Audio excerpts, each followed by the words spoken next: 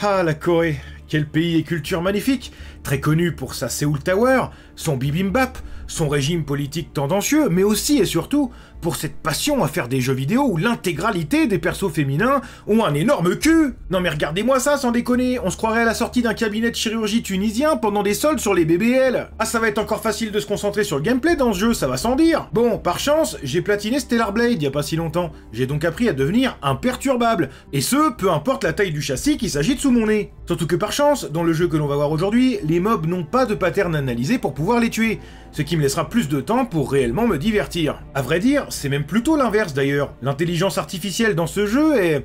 comment dire, bah, plutôt une débilité artificielle en fait, hein. The First Descendant, un shooter-looter qui assume complètement le fait d'avoir repris tout ce qui fonctionnait dans les jeux du même genre pour créer le jeu parfait. C'est pourquoi dans ce jeu, vous retrouverez des éléments que vous avez certainement déjà vus dans Destiny, Warframe, Outriders, The Division, ou même le Destiny Killer en personne. J'ai nommé Anthem. Ah non, on me dit au final dans mes fiches que rien n'aurait été repris de Anthem. Bon après c'est vrai qu'en réfléchissant, je vois vraiment pas ce qu'il y avait à tirer de cette bouse vidéoludique, étant donné que son seul point fort était le vide intersidéral que constituait son contenu. Quoi, comment ça c'est pas un point fort? Ah bah ouais, du coup il y avait réellement rien à tirer de ce détritus. Bon, ma maman m'a toujours dit de ne pas taper sur les handicapés. Bon Sophia, ça va ou quoi? Ça va bien? La forme? Ça va. Check. Du coup, on va arrêter de flageller Anthem et parler de ce qui nous intéresse réellement, The First Descendant, et plus particulièrement de son platine, qui vous feront découvrir les délices d'un farm aussi frustrant qu'interminable, mais vous allez voir qu'ici, l'optimisation n'a pas été faite à moitié, et j'ai pu obtenir ce platine assez rapidement pour la moyenne globale, à savoir une 60aine d'heures, et ce, sans même payer un seul centime. Car oui, si vous ne le saviez pas, The First Descendant est un free-to-play, avec un modèle que l'on appelle Pay to Fast. Ça veut dire en gros que, sans payer, vous pouvez absolument tout obtenir dans le jeu, mais si vous le faites, vous pouvez avoir tous les matériaux sans farm, ou tout simplement acheter des cosmétiques. Évidemment, étant muni d'une énorme paire de burnes, je ferai tout comme un homme, et ce sans dépenser un seul roupie. Bon, et bien maintenant que les bases sont posées, je vous propose de vous raconter l'aventure de l'obtention de mon trophée platine sur The First Descendant.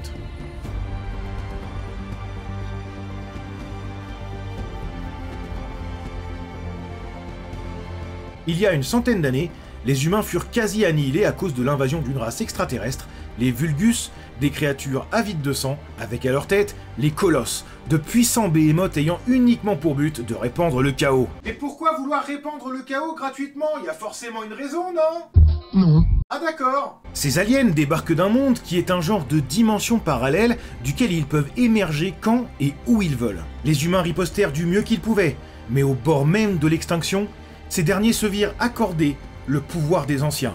Et c'est qui les anciens? Rien à foutre. Ah d'accord. Et certains d'entre eux devinrent des descendants, ou des légataires en français. Des héros avec différents pouvoirs, ayant la possibilité de repousser la menace ennemie. Mais avec le temps, les Vulgus furent menés par un nouveau chef, Karel. Les méchants. Et celui-ci est prêt, avec l'aide de son armée et de puissants colosses, à répandre lui aussi le chaos. Mais pourquoi vouloir répandre le chaos gratuitement? Y a bien eu... Ta gueule! Ah d'accord. Bon, maintenant qu'on sait dans quel monde on habite, pas le temps de respirer. Notre mission est de protéger une certaine Bunny. Mais c'est qui cette Bunny? Bunny, c'est elle. Et celle-ci doit récupérer un cœur de fer, ou Iron Heart en anglais. Pourquoi je vous le précise? Oh, vous comprendrez par la suite, vous allez voir. De ce fait, je vais donc devoir choisir mon personnage, et sans aucune hésitation, je choisirai le titan. Ajax. Ajax Vitre, nouvelle formule pour un résultat 100% sans trace. Qui en gros est le gros bourrin et tank du jeu. Et avec lui, je protégerai donc les arrières de Bunny, qui mettra la main sur le cœur de fer, un artefact permettant de refermer le mur dimensionnel duquel émergent ces saloperies de colosses. Mais pour ce faire, nous allons devoir collecter les 3 cœurs de fer, car oui, s'il n'y en avait eu qu'un, bah ça aurait pas vraiment été le scénario d'un jeu vidéo. En touchant le cœur de fer, je me ferai aspirer à l'intérieur pour vivre un tuto à grande échelle pour apprendre les déplacements du jeu, mais j'y rencontrerai également le guide, une entité immatérielle qui visiblement serait un hybride entre Aloy de Horizon et Lara Fabian à sa belle époque. Celle-ci nous dira qu'elle nous attend depuis des plombes et que son rôle est de nous guider au cœur de fer. Mais du coup j'ai une question. Pour te trouver, il a bien fallu trouver le cœur de fer dans un premier temps. Du coup, c'est pendant quelle étape exactement que tu nous as fait ton boulot de guide là? Rien à foutre. Ouais, je me disais aussi. Enfin bref, la guide nous touche et nous transmet un genre de ch'touille numérique, les Vulgus nous attaquent, on ramasse le cœur de fer et on se taille rapido, mais Karel finira par mettre la main sur Bunny, puis mettre cette même main sur mon visage afin de le décrocher de mes épaules, et conclura en insérant cette même main beaucoup trop près de l'oignon de Bunny afin d'en extirper le cœur de fer. Alors ça, c'était inattendu, dis donc. Il s'empressera dans la foulée d'activer ce cœur de fer afin de faire spawn un colosse, le marchetombe, qui clairement va mourir en 2 balles et demie. Ok cool, donc pour l'instant, les colosses sont juste des ennemis avec la hitbox de Pierre Ménès, mais la survivabilité d'un saucisse lentille, un jour de fonce-dalle. Bon, visiblement, on est dans la merde, car elle a mis la main sur le premier cœur de fer, nous devons donc absolument obtenir les 2 autres avant lui, si on ne veut pas que le mur dimensionnel soit menacé.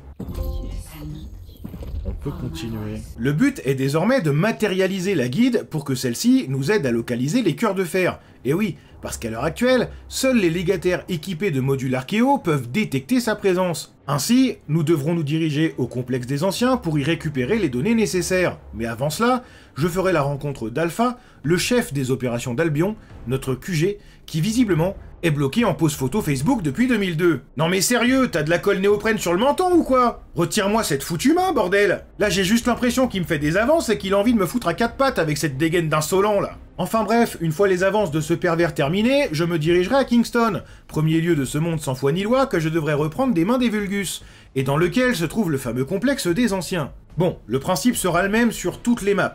Chaque map est divisée en plusieurs zones, je devrais donc faire les missions d'une zone avant de passer à la suivante. De temps en temps, il y aura un donjon pour la conclure. Et une fois la map entière finie, je passerai à la suivante, avec petit supplément colosse si j'ai de la chance. On en profitera également pour apprendre le système de craft de légataire, en commençant par Bunny. En effet, nous devrons farm les pièces de chaque légataire, avec un taux de drop plus ou moins élevé selon le perso, et ce, à des endroits précis. Mais pour Bunny, étant donné que ça fait partie de l'histoire, il suffira simplement de lancer une seule fois les activités en question pour obtenir ces pièces de craft. Une fois donc ce premier donjon terminé, nous rentrerons à Albion et j'y passerai mon premier niveau de maîtrise. Les niveaux de maîtrise se passent en augmentant les niveaux de légataires, mais aussi les niveaux d'armes et en finissant des missions. Et ces fameux niveaux de maîtrise servent à augmenter les capacités en modules et places d'inventaire de notre perso. Ceux-ci sont donc très importants pour rendre nos légataires beaucoup plus puissants dans la définitive. J'en profiterai également pour équiper des modules pour la première fois, et vu que je suis un giga branleur, j'utiliserai la fonctionnalité d'équiper les modules recommandés, puisque réfléchir si tôt dans le jeu, j'y vois absolument aucun intérêt. Et de ce fait, je choperai le trophée d'équiper un module pour la première fois. Ça se met comme ça. Ce après quoi, Alpha m'appellera pour une mission où je devrais récupérer des données pour... On s'en bat les couilles, on veut juste tuer des trucs, rien à foutre du lore. Ouais, dans ce jeu, ça parle vraiment, mais genre vraiment beaucoup trop. Alors qu'on va pas se mentir, hein, le scénario est plutôt creux, et si on joue à ce genre de jeu, c'est surtout pour péter des fions. Bon, pour les besoins de cette vidéo, j'ai dû écouter tous les dialogues. Bon, je me suis bien fait insulter par mes potes en vocal qui, eux, voulaient juste farm comme des cochons, et sachez-le, je me suis tellement senti investi dans l'histoire que même en écoutant les dialogues, je les écoutais tellement en diagonale et j'en avais tellement rien à carrer qu'au final, j'aurais mieux fait de skip. Mais évidemment, pour les besoins de cette vidéo, on va en voir les grandes lignes. Bon, du coup, retour à Kingston pour la VDQ et Ah! Connexion. Ouais, ça commence.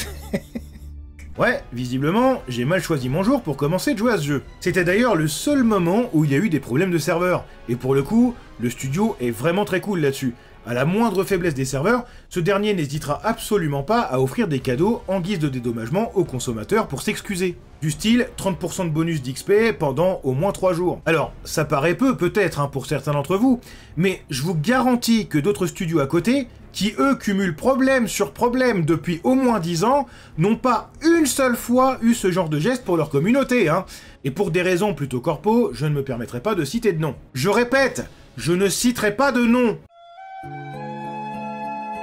Bon du coup cette fois-ci, retour à Kingston pour de bon, où on farmera des éclats du néant, où on continuera de faire les missions proposées, jusqu'au deuxième donjon, où on tuera un ennemi qu'on va voir bien souvent, Greg le millionnaire.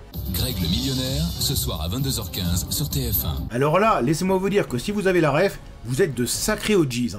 Pas vrai la team? Ta gueule! Et en mourant, Greg m'offrira le trophée d'avoir effectué toutes les missions et devoirs de légataire de Kingston. Première opération de protection.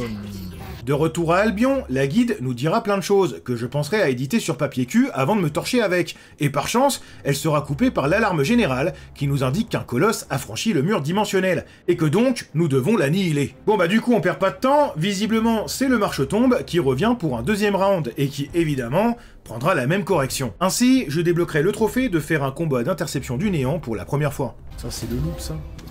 Oh. Frappe préventive pour défendre l'avenir. Puis, je parlerai au Sénèque, le responsable des interceptions du néant, justement. Non mais me dis pas que lui aussi a la maladie de la photo Facebook, c'est trop carrément. Ils se font tous des soins de la barbe à la Colford dans le jeu ou quoi? C'est pas possible. On se croirait sur le skyblock de ma grand-mère, faut arrêter. Bon du coup, j'interromps la conversation tant je suis excédé et je retourne voir Alpha. J'essaie tant bien que mal d'écouter malgré ça, et il me dira que les données du deuxième cœur de fer sont situées à quelques mètres d'une usine de fabrication de cyborgs. Il va donc falloir tout faire péter dans un gigantesque pet-fouf nucléaire. Bon, il parlera encore pendant une bonne demi-heure pour me dire qu'il faut restaurer les données de la guide, mais dans ce jeu, il faudra s'y faire. Même si le scénario tient sur un post-it, les dialogues ne cesseront de me répéter la même chose des dizaines de fois, mais avec des mots différents. Je profite de ma présence à Albion pour craft Bunny, dont j'ai récupéré toutes les pièces pendant mes missions sur Kingston, et en la craftant, j'obtiendrai le trophée de terminer ma première recherche. Vie dédiée à la recherche, let's go. Bunny, Bunny, Bunny. Allez, il est maintenant temps d'explorer la seconde zone du jeu, les terres désertes, où Sharon fera son introduction, et Ouais, alors déjà que c'est pas évident de se concentrer sur les dialogues, mais si en plus j'ai ça en fond dans les oreilles, bah c'est même pas la peine d'essayer du coup, hein. Bon du coup, t'as capté la recette, bim bam boum mission, bim bam boum éclat du néant, bim bam boum donjon, bim bam boum dialogue avec Mademoiselle Tété Fluo, et après 72 milliards de loot, il a enfin fallu que je me pose pour démanteler des armes. Et en décomposant 50, j'obtiendrai le trophée. Et le problème c'est qu'à l'heure actuelle, le nucléaire est l'énergie la plus propre en fait. Ouais, ah bah voilà. Ouais, je sais ce que vous vous dites, les discussions sont plutôt profondes quand on est en stream. Et c'est justement en plein milieu de notre discussion passionnante sur le Rassemblement National que nous ferons la connaissance de Jérémy. Alors non, lui en l'occurrence n'a pas la main collée au menton, ce qui confirme entre autres la théorie que seuls les mecs avec une lotion à barbe ont cette maladie, mais moi perso, un mec qui a cette tronche, à votre place, je lui ferai pas confiance. Parce que perso, j'ai regardé le film Inglourious Basterds et j'ai appris à me méfier des gens avec cette dégaine.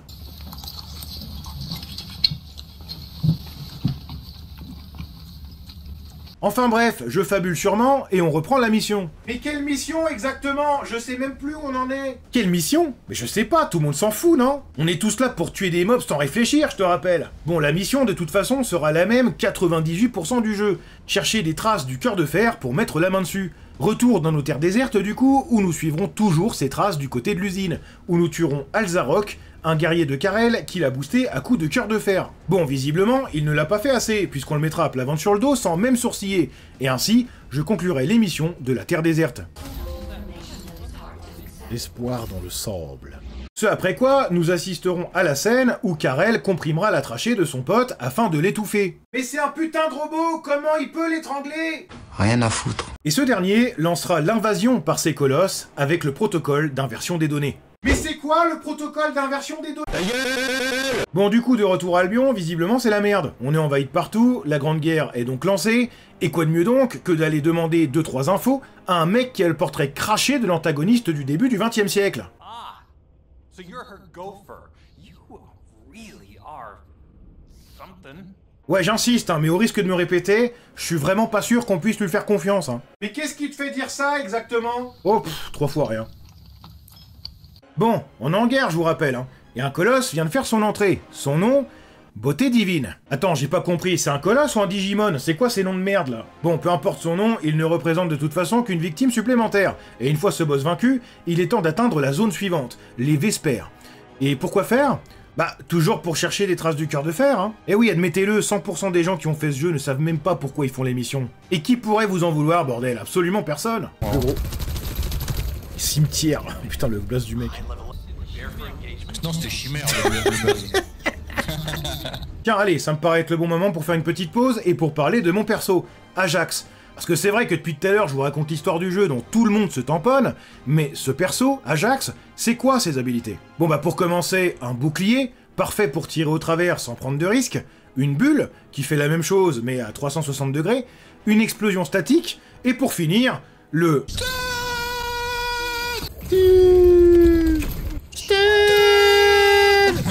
On atterrit au même endroit.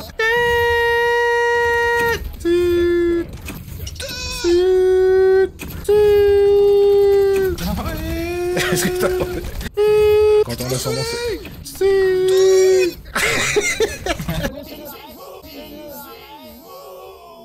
Vu qu'il y a un Oli goustet caché, gros. Le Oli pour les Doberman. Pourquoi j'ai une vaginette sur le dos, moi? J'ai tellement de barres de chute, moi. T'as beaucoup de barres de shit. Ouais.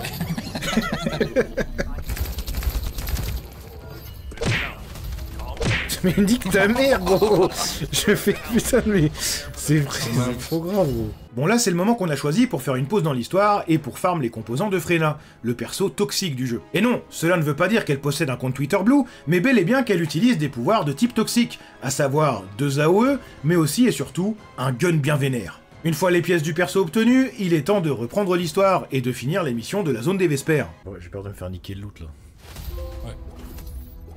Toc Toc qui est là. À la fin du donjon de cette zone d'ailleurs, nous y trouverons enfin le second cœur de fer, duquel Jérémy se prendra la branlée qu'il mérite. Ce après quoi, il nous renverra à Albion comme un bon petit chien-chien et se retrouvera seul avec l'objet tant convoité.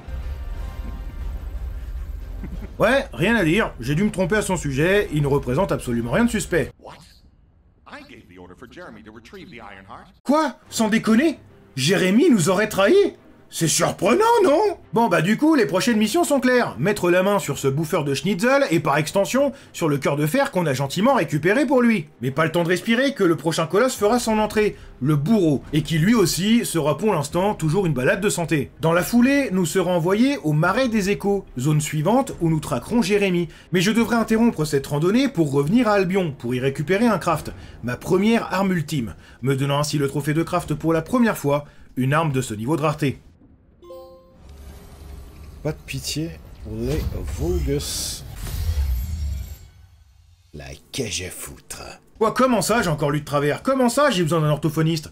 Perso, je suis persuadé de l'avoir prononcé correctement, hein. Bon, notre prochaine mission étant un peu haut en level par rapport à nous, nous décidons d'XP un peu nos persos. Et pour ça, une solution simple. Les opérations spéciales. C'est le mode par excellence pour XP comme un gros cochon. Et histoire de coupler ça à un trophée, nous ferons la mission de protection des ressources à Kingston, et en éliminant les 7 premières vagues, le trophée me sera accordé. On saura comment XP les personnages, hein. Escouade des opérations spéciales. Bon, en réalité, des vagues, on en fera 14, ce qui permettra quasiment d'atteindre le level maximum. Et justement, en reprenant l'histoire et en tuant une poignée de mobs, j'atteindrai finalement ce dernier. Perso vite fait. Oh, le level 40 là-dessus, j'y tombe, c'est extraordinaire. Une fois ce niveau maximum atteint, il est sérieusement temps de m'occuper de mon perso et lui faire un build de tank aux petits oignons. Ce faisant, en augmentant le nombre de places de modules de Ajax de 10, j'obtiendrai son trophée. Les modules font le légataire. Il est temps désormais de repartir sur les traces de Jérémy. Et visiblement, quelqu'un d'autre lui est tombé dessus avant nous. Et il s'agit ni plus ni moins de Karel, qui lui mettra la branlée qu'il mérite. Encore. Mais cette fois-ci, de manière plus ou moins définitive. Malgré le fait, il faut l'admettre, que Jérémy sache quand même se battre un minimum. Ouais, ça a beau être un sombre trou du cul congénital, il a quand même des moves assez stylés. Bon bah du coup, une fois de plus, on se fait baiser, hein, puisque Karel a maintenant 2 cœurs en sa possession, puisqu'il l'a récupéré des mains de Jérémy. Du coup, t'as capté, l'objectif reste inchangé, il faut aller chercher le 3e. Il est mort comme il a vécu, dans un énorme pet fouf. À peine cette nouvelle digérée qu'il faut maintenant péter le cul de Noce Funèbre, le premier colosse qui a un minimum de répondants. Il faudra bien penser à sortir de son dôme glacé, quand elle le met, et péter les fioles de son gun. En dehors de ça, rien de bien sorcier. Putain, c'est Stellar Blade ou... Attends, il y a des bombes. Oh, c'est carrément la zone...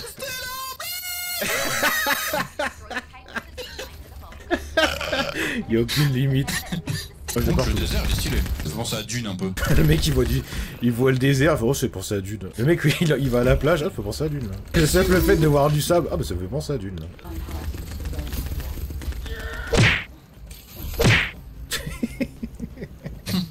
Je veux passer, connard. Je veux passer. Je veux passer. Putain de merde. Putain. Bon, trêve de conneries, il est maintenant temps d'améliorer mon stuff, et je vais donc augmenter le niveau de ma cage à foutre en utilisant le transfert de niveau. Pour le trophée... Yay. Bon, c'est clairement du gâchis hein, de faire ça avant le niveau 100, mais pour être honnête avec vous, j'en ai parfaitement rien à foutre. Ah! Toujours dans la même idée, j'améliorerai la capacité unique de cette cage à foutre. Pour le trophée... Let's do it. Possibilité croissante. Cette amélioration lui permettra de déclencher son foutre plus souvent. Quoi, pourquoi vous me regardez comme ça là? C'est rigolo. Une fois toutes ces péripéties terminées, nous arriverons enfin au contact du 3e cœur de fer. Et grâce à toute l'étendue de ma puissance, nous en prenons enfin possession. Le Sénèque nous appellera ensuite avec une voix vocodée. Wesh, il est en vocodeur le mec. Pour nous dire que le prochain colosse a émergé, le Dévoreur. Un colosse facile, sans trop de vie, qui fera simplement pop des tonneaux d'acide qu'il faudra vite détruire pour éviter la régénération des points de vie du boss. C'est d'ailleurs sur lui que je ferai le trophée de lui arracher 2 parties de son armure en un seul combat. Come on, let's go.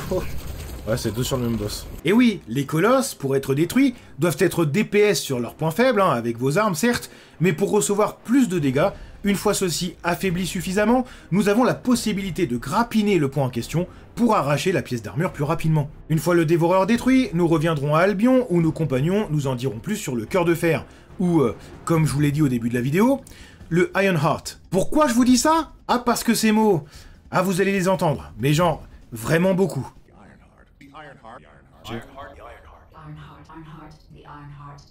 With our discovery of the final Ironheart, all the Ironhearts in Ingress have been Ironheart. The Ironhearts, the Ironheart. The Ironheart, the Ironheart, the Ironheart, the Ironheart, the Ironheart, the Ironheart, the Ironheart, the Ironheart, the Ironheart.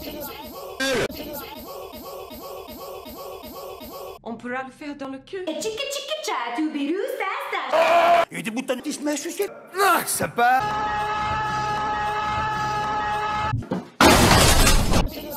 Là, ce que vous venez d'entendre, là, ça s'est passé en moins de 3 minutes.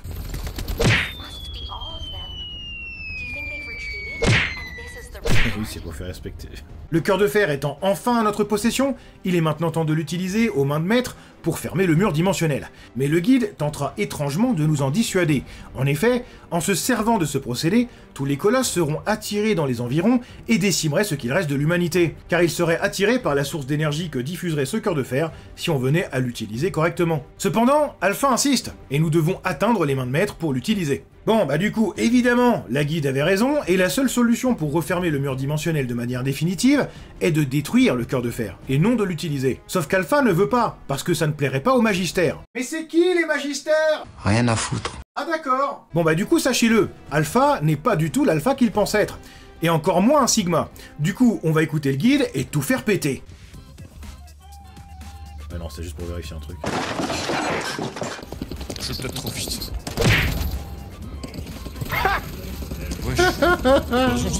Le poison, ça va tellement dépendre. Bon, une fois tout ce périple passé, il est temps maintenant de s'attaquer au Pyromane, soit le premier pic de difficulté du jeu.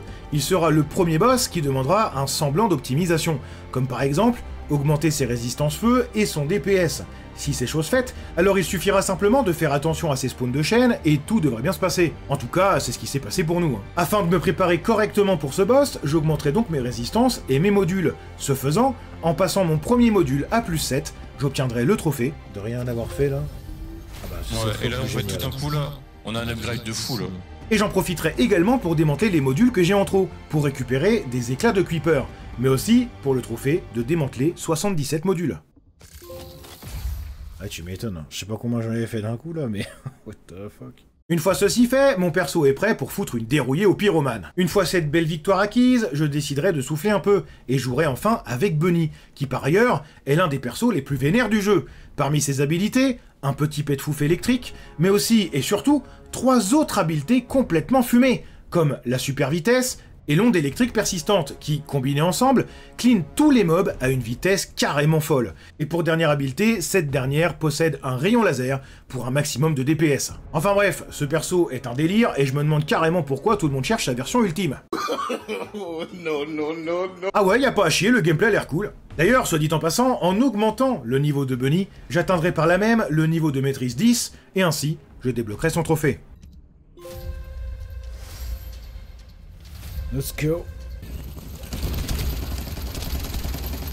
Coucou. Mec, je crois que c'est trompé, il essaie de nous faire avancer le truc. Il est venu là dans le truc, il s'est tourné le dos, il avançait avec le drone. C'est en mode, si je me fais passer pour l'un des leurs, j'ai une chance. Il est temps maintenant d'abandonner le giga cul de Bunny et jouer avec les giga burnes de Ajax pour démonter le prochain colosse, le marchefange. Bon, ici rien de bien méchant, il s'agit juste de tuer le marchetombe avec un skin marée basse. Et un poil plus de vie, évidemment. Non, non, non, non, non, non, non.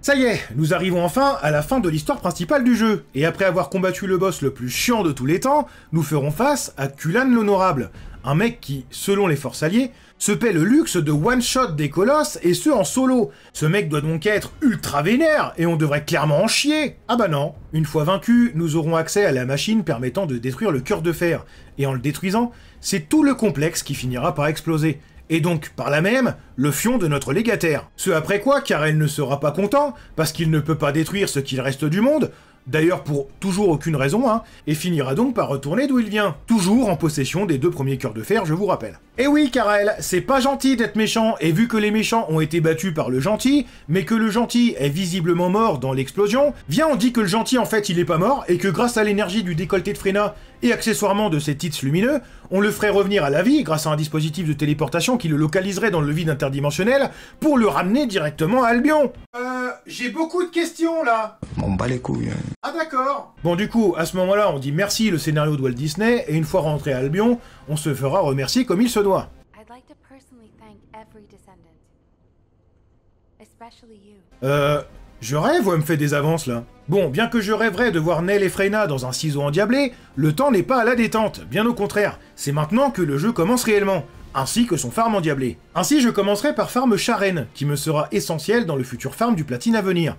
Bon, je vais pas mentir, j'ai eu beaucoup de chance avec elle, puisque j'ai eu 2 de ses matériaux du premier coup, le 3e du 2e coup et le dernier du 4e. Ce perso, comme je l'ai dit, me sera très utile, puisque parmi ses capacités se trouve un gros coup d'épée, une grenade électrique qui ne fait absolument aucun dégât mais stun les ennemis, une pluie de couteaux qui, en plus de mettre 2 jours à partir, ne fait pas plus de dégâts qu'un pet de fouf, mais aussi et surtout, le point pour lequel tout le monde veut Sharen, son invisibilité, qui est le seul moyen vous permettant de compléter les avant-postes Vulgus sans être détecté, ce qui nous fera gagner beaucoup plus de récompenses à l'issue de ces derniers. Ah ça, du temps avec Sharen, on va en passer, et on va en passer beaucoup. Après ça, je farmerai les composants de Blair, un perso avec des compétences de feu plutôt stylées, comme une AOE incendiaire au sol, un Firefart grandeur nature, une habileté permettant de récupérer les flammes au sol pour diminuer le temps de régénération de ses prochaines compétences, et une giga boule de feu style Genki Dama qui fera tout péter. Ce perso ne me sera en réalité utile que pour farm les éclats du néant sur les obélisques de type feu, qui en soi n'est pas plus mal puisque c'est les obélisques les plus fun à faire et les plus rapides, soit dit en passant. Puis juste pour déconner,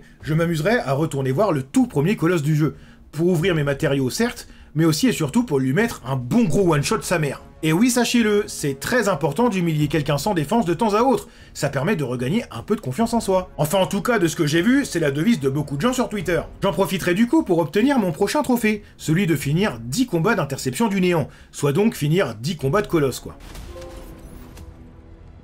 Qui soit dit en passant, est le premier trophée buggé du jeu, ou tout du moins, très mal expliqué, puisque vous devez certes finir 10 combats de colosse, mais ce, en une seule session, sans jamais quitter le jeu. Donc voilà, si vous n'avez pas eu ce trophée du coup, bah vous savez pourquoi. Dans cette même session, on en profitera pour exploser la tronche du dernier colosse normal du jeu, j'ai nommé le pendu. C'est-à-dire un colosse très compliqué, voire quasi impossible, si vous le tentez en solo en matchmaking, puisque oui, avec ce colosse, il ne suffit pas simplement de tirer, il faut aussi réfléchir un peu, et généralement, en pick-up, les randoms avec vous auront rarement les neurones nécessaires pour le faire. Pour tuer le pendu, il faudra le DPS jusqu'à environ 8 minutes de timer restant, avant de récupérer le cube sur son obélisque central, ce qui vous permettra de tirer sur le canon qui va pop dans sa bouche pour le détruire, et donc cancel la mécanique qui vous one-shotterait. Ce après quoi vous pourrez reposer le cube et reprendre le DPS. Bon, nous, on était 2, donc ça s'est plutôt bien passé.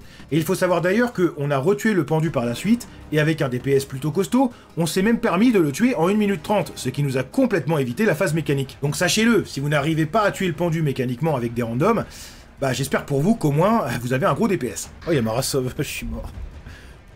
C'est d'où il vient celui-là, c'est d'où il vient.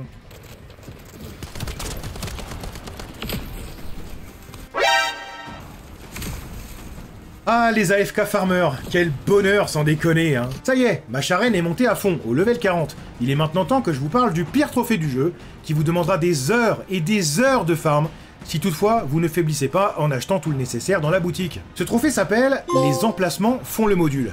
Et pour le faire, il faudra simplement attribuer 10 fois un type de chasse de module. Cette chasse vous permettra de diviser le nombre d'emplacements pris du mode par 2, vous permettant donc de mettre plus de modules pour, dans la définitive, avoir une arme ou un légataire beaucoup plus puissant. Maintenant, ce que le trophée ne nous dit pas, soit parce que c'est un bug, soit parce que c'est c'est qu'il faudra le faire en une seule session. Sauf que, pour mettre une chasse de modules, il vous faut plusieurs choses. Dans un premier temps, il faut que l'arme ou le légataire choisi soit au niveau 40. Et dans un deuxième, il vous faudra cet item-là, un catalyseur de cristallisation. Pour en avoir, il faudra les crafter. Et vous aurez également la possibilité pendant la quête principale et la quête de Bunny d'en obtenir 3 directement. Il y a normalement également 2 quêtes secondaires qui devraient vous en donner. C'est en tout cas ce qu'il est écrit en récompense de quête. Mais quand vous finissez ces quêtes en question, à savoir celle de tuer le bourreau en difficile et celle de tuer 10 colosses en difficile, vous obtiendrez à la place des fragments de Creeper et de l'or. Quêtes qui d'ailleurs, en dehors du loot, ne sont absolument pas buggées. Là, comme vous pouvez le voir, je suis à 9 colosses tués sur 10 dans ma quête. Je tue donc le 10e colosse, et boum, ma quête est finie. Ah bah non, visiblement je suis repassé à 8. Mais comment c'est possible qu'une quête progresse dans le mauvais sens ? J'ai encore jamais vu ça de ma vie, c'est fabuleux! Et oui, dans la définitive, pour compléter cette quête, je n'ai pas dû tuer 10, mais 17 colosses. Tant il y en a qui ne comptaient pas, voire même qui me retiraient un colosse de la liste. Enfin bref, dans tous les cas, je les ai fait pour rien, puisque le catalyseur que je devais recevoir s'est transformé en fragment de Creeper. Quel bonheur, n'est-ce pas? Ce qui veut dire que j'ai en ma possession à l'heure actuelle 3 catalyseurs, et qu'il m'en faut donc 7 de plus, afin d'en avoir 10 pour passer 10 armes ou légataires, qui étaient au préalable level 40, avec une chasse de modules. Et pour créer ces catalyseurs, il me faut quelques types de matériaux qui se farment sans problème. Et par là même, un matériau qui, lui, pour le coup, vous rendra complètement fou. Le schéma de catalyseur. C'est bien simple, il m'a fallu plus de 10 heures pour avoir le premier d'entre eux. J'étais, je ne vais pas vous mentir, complètement désespéré. Mais au final, il s'avère que la chance a tourné, puisque sur les 6 heures qui suivront, j'en choperai 7 de plus. Et pour les farms, j'ai trouvé une route plutôt efficace. J'utiliserai dans un premier temps Charène pour farm des avant-postes en tournant d'une zone à une autre pour ne jamais avoir à attendre. Je mettrai bien évidemment la session en privé pour ne pas être dérangé et j'en profiterai pour obtenir des matériaux informes qui certes me donneront une chance d'avoir un schéma, sachant que j'ai à chaque matériau seulement 15% de chance d'obtenir ce schéma, mais qui me donneront également la chance d'obtenir d'autres légataires. C'est ainsi que j'obtiendrai par la suite Enzo, Valby, oh je sens que je vais beaucoup aimer son gameplay. Viessa, oh je sens que je vais vraiment beaucoup aimer son gameplay là. Et l'Epic Ultime, oh lui je sens que je vais surkiffer son gameplay. Alors pour l'Epic Ultime, vous allez voir que la rapidité à laquelle je l'ai obtenu, c'est carrément un sketch. Mais ça, c'est ce que je vous réserve pour plus tard. Une fois ces matériaux informes farmés, il va falloir maintenant la matière pour pouvoir les ouvrir. C'est ainsi que je farmerai donc des éclats du néant, en mode difficile pour en avoir 3 fois plus.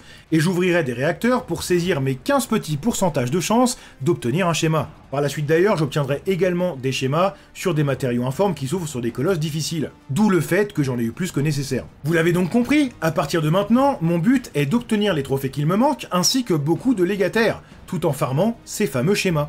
Voici donc maintenant un résumé de mes 30 prochaines heures de jeu. Dans un premier temps, j'irai récupérer Blair fraîchement crafté, Blair qui sera mon 5e légataire, et m'offrira donc le trophée qui va avec. Et le 5e légataire... Je combinerai 7 fois des modules, ça ne me servira absolument à rien, mais bon, pour les trophées, on est prêt à tout, hein, tu connais. Ouais, c'était trop bien. Je réanimerai des Valby en position leu-leu, et j'améliorerai un réacteur pour la première fois. Première réaction. Eh oui, attention, en VF, le trophée nous indique qu'il faut équiper un réacteur. Alors que je confirme bien qu'en VO, il s'agit bien de l'améliorer. Et voici maintenant l'histoire de comment j'ai loot du premier coup toutes les pièces de l'Epic Ultime. Alors que je voulais simplement des schémas de catalyseur. C'est une blague. Ah.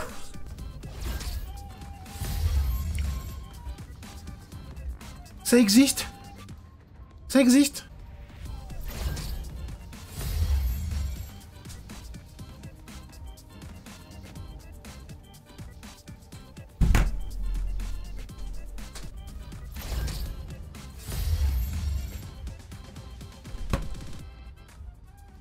Je suis en train de first try tous les pics ultimes, là. Je sais pas si on se rend bien compte. Hein. 3% les taux de drop. Allô 3 à 6. Hein. De l'autre côté, 70 try pour un schéma, impossible. Hein. Alors qu'il a 15-20%. Oh, j'ai envie de chialer.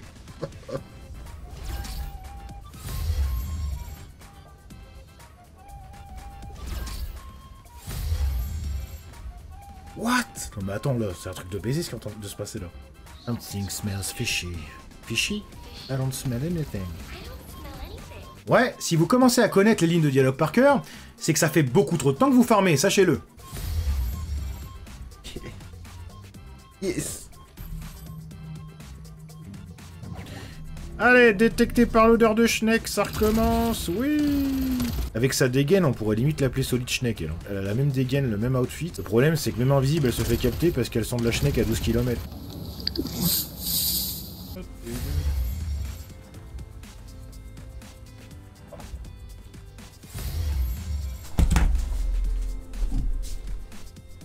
C'est quoi, Babs? C'est quoi? Ma meuf répond pas, je crois qu'on est dans la merde. Putain, à chaque fois que tu spawns ici, tu vois des énormes fions, mec, ça n'a aucun sens. C'est pas Albion, c'est Alfion, gros. Il y en a partout, et que tu poses les pieds ici.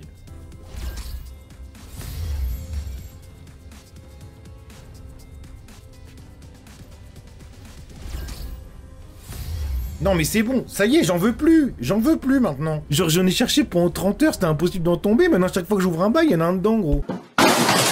Ah, les lois de la probabilité, n'est-ce pas magnifique, hein?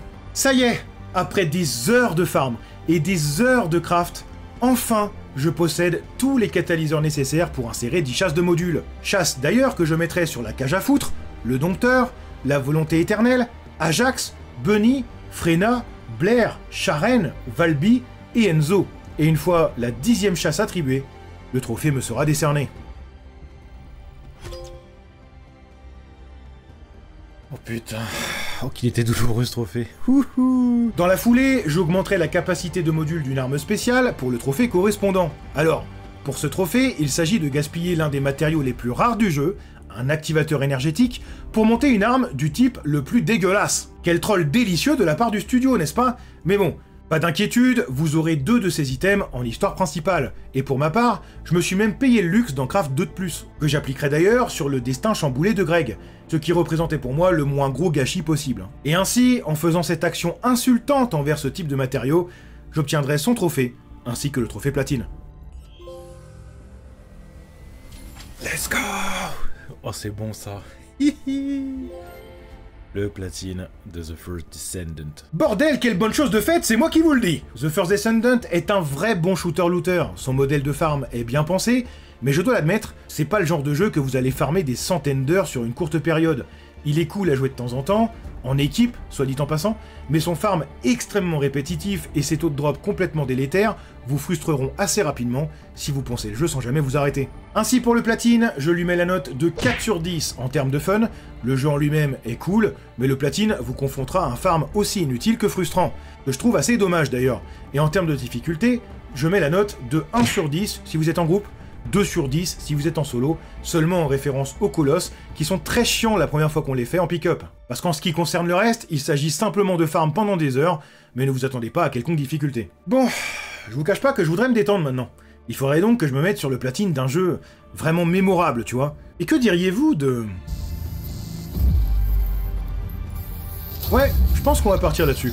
Parce que là, s'il y a bien une chose qui est sûre et certaine, c'est que mon taux de kiff ne sera clairement pas limité à 15% de taux de drop.